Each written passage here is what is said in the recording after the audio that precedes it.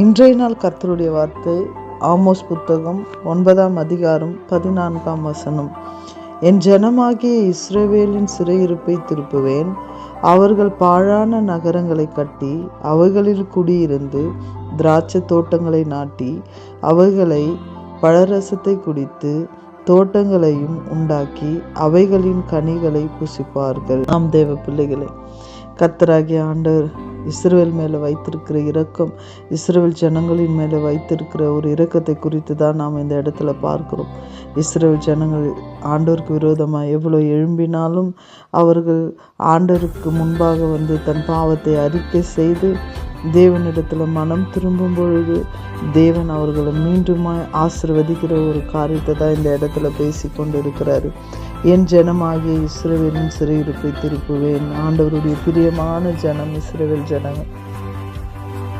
இந்த நாளிலும் நாம் கர்த்தராகிய இயேசுவுக்கு பிரியமான ஜனமாக இருக்கிறோம். நம்மளுடைய சிறையிருப்புகளை அவர் மாற்ற வல்லவராக இருக்கிறார். நம்மளுடைய சிறையிருப்பு எதில் நீங்கள் சிறைப்பட்டு போயிருக்கிறீங்களோ, உங்கள் குடும்பம் சிறைப்பட்டு போயிருக்கிறதோ, அந்த சிறையிருப்பை தேவன் மாற்ற வல்லவராக இருக்கிறார்.